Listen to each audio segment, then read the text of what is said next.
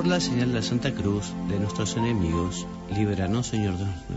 En nombre del Padre, y del Hijo, y del Espíritu Santo. Amén. Queridos todos que escuchan la radio, estamos finalizando nuestras catequesis del Papa Benedicto XVI sobre los padres de la Iglesia. Ya faltan pocas semanas y el Papa finaliza su catequesis y comienza a hablar sobre la vida de San Pablo.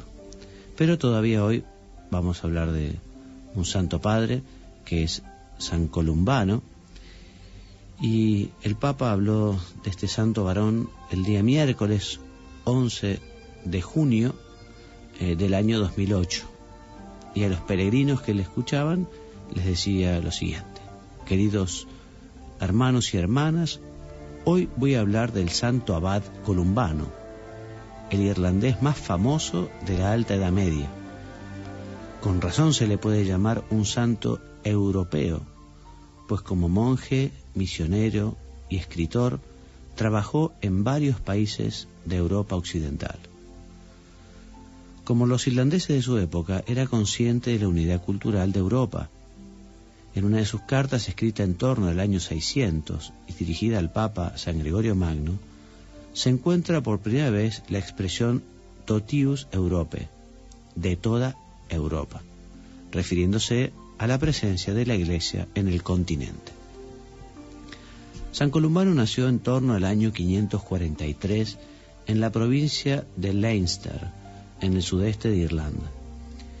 Educado en su casa por óptimos maestros que lo orientaron en el estudio de las artes liberales, se encomendó después a la guía del abad Sineil de la comunidad Cloan Innis, en el norte de Irlanda, donde pudo profundizar en el estudio de las Sagradas Escrituras.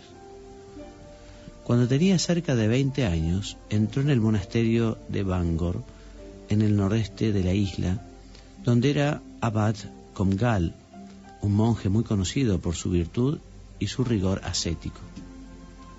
En plena sintonía con su abad, San Columbano practicó con celo la severa disciplina del monasterio, llevando una vida de oración, ascesis y estudio. Allí también fue ordenado sacerdote. La vida en Bangor y el ejemplo del abad influyeron en la concepción del monaquismo que San Columbano maduró con el tiempo y difundió después en el transcurso de su vida. Cuando tenía unos 50 años, siguiendo el ideal ascético típicamente irlandés de la peregrinatio pro Cristo, es decir, de hacerse peregrino por Cristo, San Columbano dejó la isla para emprender con 12 compañeros una obra misionera en el continente europeo. Debemos tener en cuenta que la migración de pueblos del norte y del este había provocado un regreso al paganismo de las regiones enteras que habían sido ya cristianizadas. Alrededor de el año 590, este pequeño grupo de misioneros desembarcó en la costa bretona. Acogidos con benevolencia por el rey de los francos de Austrasia, la actual Francia, solo pidieron un trozo de tierra para cultivar. Les concedieron la antigua fortaleza romana de Annegray, en ruinas y abandonadas, cubierta ya de vegetación. Acostumbrados a una vida de máxima renuncia, en pocos meses los monjes lograron construir, a partir de las ruinas, el primer eremitorio. De este modo, su reevangelización comenzó a desarrollarse ante todo a través del testimonio de su vida. Con el nuevo cultivo de la tierra comenzaron también un nuevo cultivo de las almas. La fama de estos religiosos extranjeros que, viviendo de oración y en gran austeridad, construían casas y roturaban la tierra, se difundió rápidamente, atrayendo a peregrinos y penitentes, sobre todo a muchos jóvenes, que pedían ser acogidos en la comunidad monástica para vivir como ellos esta vida ejemplar que renovaba el cultivo de la tierra y de las almas. Pronto resultó necesario fundar un segundo monasterio. Fue construido a pocos kilómetros de distancia sobre las ruinas de una antigua ciudad termal. Luxeuil. Este monasterio se convertiría en el centro de la irradiación monástica y misionera de la tradición irlandesa en el continente europeo. Se erigió un tercer monasterio en Fontaine, a 1 hora de camino hacia el norte. En Luxeuil, San Columbano vivió durante casi 20 años. Allí el santo escribió para sus seguidores la Regula Monacorum, durante cierto tiempo más difundida en Europa que la de San Benito, delineando la imagen ideal del monje. Es la única antigua regla monástica irlandesa que poseemos. Como complemento redactó la Regula Genovialis, una especie de código penal para las infracciones de los monjes, con castigos bastante sorprendentes para la sensibilidad moderna, que solo se pueden explicar con la mentalidad de aquel tiempo y ambiente. Con otra obra famosa titulada De Penitentiarum Misura Taxanda, que también escribió en Luxeuil, San Columbano introdujo en el continente la confesión y las penitencias privadas y reiteradas. Esa penitencia se llamaba tarifada, por la proporción establecida entre la gravedad del pecado y la reparación impuesta por el confesor. Estas novedades suscitaron sospechas entre los obispos de la región, sospechas que se convirtieron en hostilidad cuando San Columbano tuvo la valentía de reprochar abiertamente las costumbres de algunos de ellos. Este contraste se manifestó con la disputa sobre la fecha de la Pascua. Irlanda seguía la tradición oriental, que no coincidía con la tradición romana. El monje irlandés fue convocado en el año 603 en Chalon-sur-Saône para rendir cuentas ante un sínodo de sus costumbres sobre la penitencia y la Pascua. En vez de presentarse al sínodo, mandó una carta en la que restaba importancia a la cuestión, invitando a los padres sinodales a discutir no solo sobre el problema de la fecha de la Pascua, según él un problema secundario, sino también sobre todas las normas canónicas necesarias que muchos no observan, lo cual es más grave. Al mismo tiempo escribió al Papa Bonifacio IV, unos años antes ya se había dirigido al Papa Gregorio Magno, para defender la tradición irlandesa.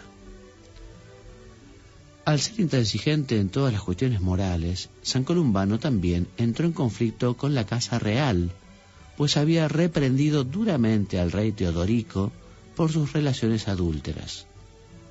De ello surgió una red de intrigas y maniobras a nivel personal, religioso y político, que en el año 610 desembocó en un decreto por el que se expulsó de Luxeuil a San Columbano y a todos los monjes de origen irlandés que fueron condenados a un destierro definitivo. Fueron escoltados hasta llegar al mar y embarcados a costa de la corte, rumbo a Irlanda. Pero el barco encalló a poca distancia de la playa y el capitán, al ver en ello un signo del cielo, renunció a la empresa y por miedo a ser maldecido por Dios, devolvió a los monjes a tierra firme. Estos, en vez de regresar a Luxeuil, decidieron comenzar una nueva obra de evangelización. Se embarcaron en el Rin y remontaron el río. Después de una primera etapa en Tugen, junto al lago de Zúrich, se dirigieron a la región de Bregenz, junto al lago de Constanza, para evangelizar a los alemanes. Ahora bien, poco después San Columbano, a causa de vicisitudes políticas poco favorables a su obra, decidió atravesar los Alpes con la mayor parte de sus discípulos. Solo se quedó un monje llamado Gallus. De su eremitorio se desarrollaría la famosa abadía Sankt Gallen en Suiza. Al llegar a Italia, San Columbano fue recibido cordialmente en la corte real longobarda, pero muy pronto tuvo que afrontar notables dificultades. La vida de la iglesia se encontraba desgarrada por la herejía arriana, todavía dominante entre los longobardos, y por un cisma que había separado a la mayor parte de las iglesias del norte de Italia de la comunión con el obispo de Roma. San Columbano se integró con autoridad en este contexto, escribiendo un libelo contra el arrianismo y una carta a Bonifacio IV para convencerlo a comprometerse decididamente en el restablecimiento de la unidad. Cuando el rey de los longobardos, en el año 612 o 613, le asignó un terreno en Bobbio, en el valle de Trebbia, San Columbano fundó un nuevo monasterio que luego se convertiría en un centro de cultura comparable al famoso de Monte Cassino. Allí terminó su vida. Falleció el 23 de noviembre del año 615 y en esa fecha se le conmemora en el rito romano hasta nuestros días. El mensaje de San Columbano se concentra en un firme llamamiento a la conversión y al desapego de los bienes terrenos con vistas a la herencia eterna. Con su vida ascética y su comportamiento sin componendas frente a la corrupción de los poderosos, evoca la figura severa de San Juan Bautista. Su austeridad, sin embargo, nunca es fin en sí misma. Es sólo un medio para abrirse libremente al amor de Dios y responder con todo el ser a los dones recibidos de Él, reconstruyendo de este modo en sí mismo la imagen de Dios y a la vez cultivando la tierra y renovando la sociedad humana. En sus instrucciones dice: si el hombre utiliza rectamente las facultades que Dios ha concedido a su alma, entonces será semejante a Dios. Recordemos que debemos devolverle todos los dones que ha depositado en nosotros cuando nos encontrábamos en la condición originaria. La manera de hacerlo nos la ha enseñado con sus mandamientos. El primero de ellos es amar al Señor con todo el corazón, pues Él nos amó primero, desde el inicio de los tiempos, antes aún de que viéramos la luz de este mundo.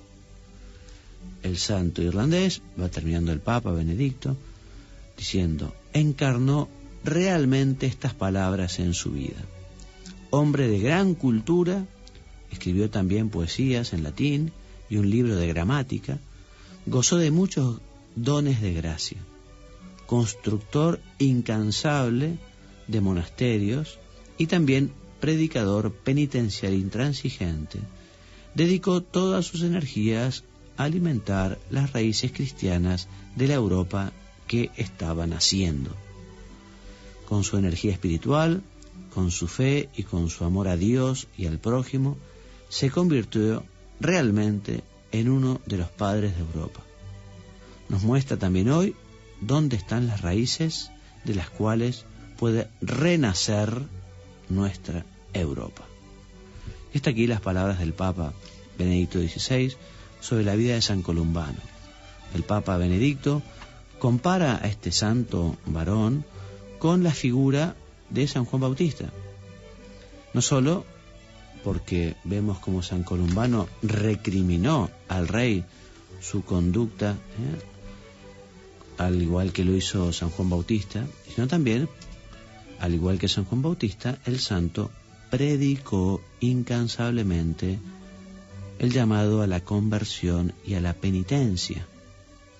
Y hoy, aprovechando entonces la figura de San Columbano, pidiéndole también a San Juan Bautista, podemos decirle al Señor que realmente todos y cada uno queremos convertirnos.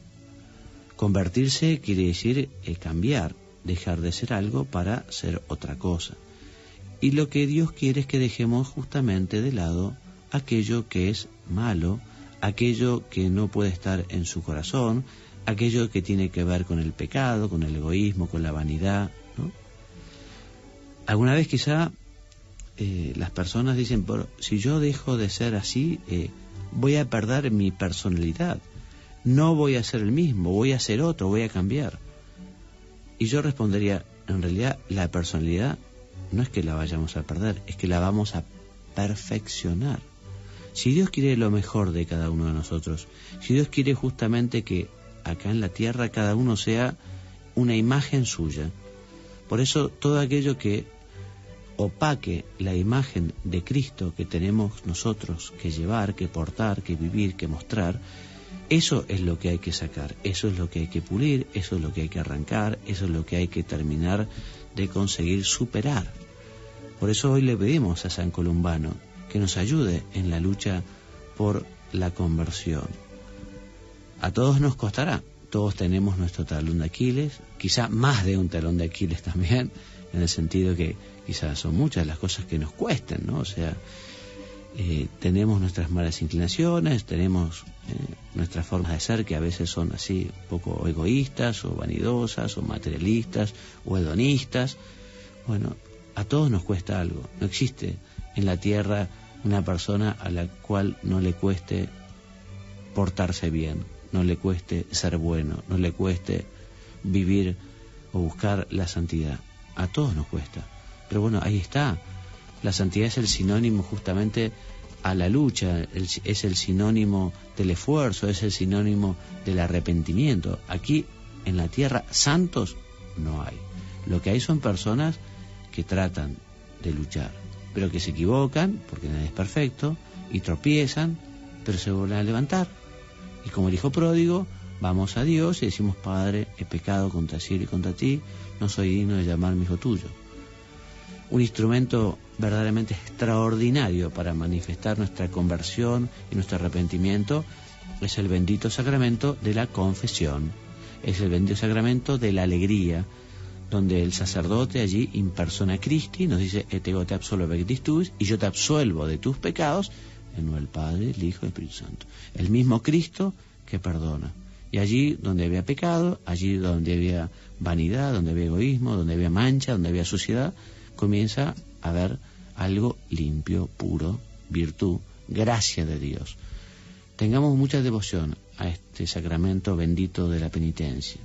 A todos nos cuesta confesarnos, nos cuesta un poco porque nos da vergüenza, porque tenemos pereza, en fin, a la confesión no vamos a decir nuestras virtudes, vamos a decir nuestros errores, nuestros defectos, nuestros pecados, nuestras maldades. Y bueno, es lógico que a uno le cueste, ¿no? Pero bendito sea Dios, vamos a superar esa vergüenza. Ya, si no hemos tenido vergüenza para ofender a Dios, ¿cómo vamos a tener vergüenza para pedirle perdón? Al contrario, ¿no? Y aquellos que dicen: bueno, pero si a mí me gusta más confesarme directamente con Dios, eso es lo que a mí me gusta. Bueno, pero Jesucristo quiso que en la iglesia la manera normal, habitual de recibir el perdón, la gracia, sea a través de este sacramento. ¿Por qué lo quiso Cristo así? En fin, pues una buena pregunta el día de mañana para hacérsela cuando vayamos. Pero por ahora nosotros aprovechémoslo. Está muy atacado este sacramento.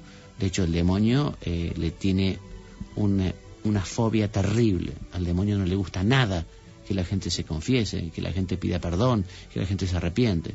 Por eso tiene tan mala prensa la confesión. Pero es un bendito sacramento que hay que aprovechar personalmente, y hay que hacer además un gran apostolado de la confesión, invitando a muchos a confesarse, a pedir perdón a Dios, a limpiar su alma. Hoy se lo pedimos a Dios, especialmente por la intercesión de San Columbano, cuya vida hemos leído en la audiencia del Papa Benedicto XVI, y se lo vamos a pedir también a la Santísima Virgen. Te pedimos, Madre, que nos ayudes al arrepentimiento, a amar el sacramento de la confesión y a hacer también un gran apostolado de la confesión, que así sea. En el nombre del Padre, y del Hijo, y del Espíritu Santo. Amén.